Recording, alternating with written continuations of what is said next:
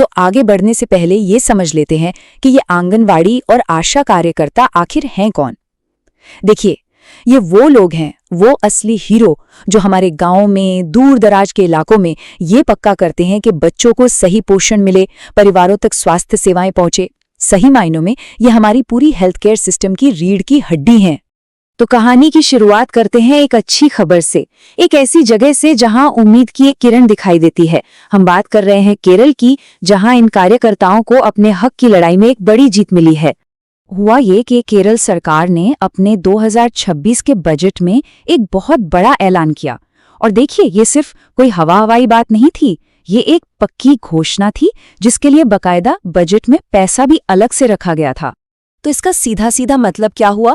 इसका मतलब ये कि आंगनवाड़ी और आशा वर्कर्स के लिए हर महीने पूरे 1000 रुपये ज्यादा, ये उनके मानदेय में एक सॉलिड, एक असल बढ़ोतरी है।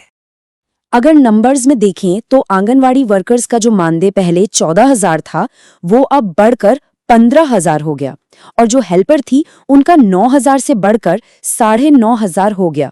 मतलब ये सिर्फ वादा नहीं है, ये वो हकीकत है जो अब लागू हो चुकी है। चलिए, अब केरल की इस पॉजिटिव तस्वीर से चलते हैं उत्तर प्रदेश की तरफ, और यहाँ आते ही कहानी पूरी तरह से बदल जाती है। यहाँ की सड़कों पर जश्न का माहौल नहीं है, बल्कि यहाँ अपने हक के लिए एक जोरदार संघर्ष चल रहा है। ये जो नारा है ना, मानदेय नहीं, हमें वेतन चाहिए, ये असल में इनके पूरे संघर्ष का निचोड़ है।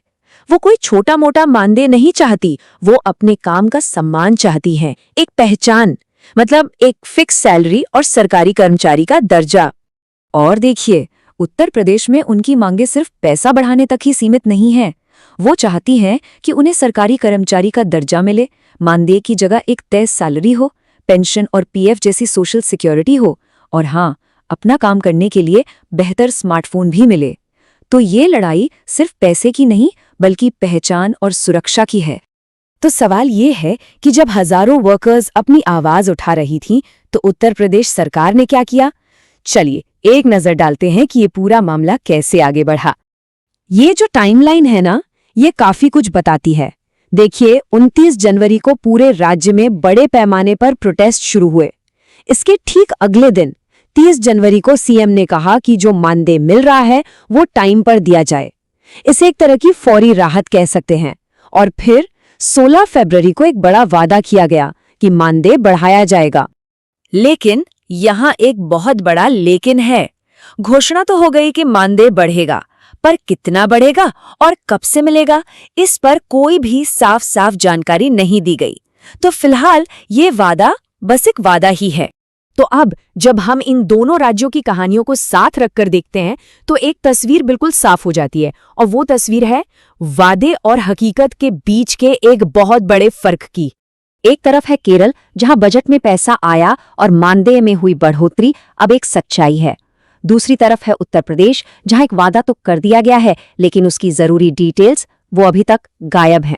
और यहीं पे हमें एक बहुत जरूरी बात समझ आती है कि बजट में जब किसी चीज के लिए पैसा रखा जाता है और जब भविष्य के लिए सिर्फ एक घोषणा कर दी जाती है, इन दोनों में जमीन आसमान का फर्क होता है। एक हकीकत बन चुकी है और दूसरा अभी भी सिर्फ एक उम्मीद है। और बस इसीलिए उत्तर प्रदेश में हजारों कार्यकर्ता आज भी इंतजार में हैं, उम्मीद और अनिश्चितता के बीच झूल रही हैं। अब सबसे बड़ा सवाल यही है कि क्या उनसे किए गए वादे कभी हकीकत का रूप लेंगे? खैर, इसका जवाब तो आने वाला वक्त ही देगा, और सबकी नजरें उसी पर टिकी हैं।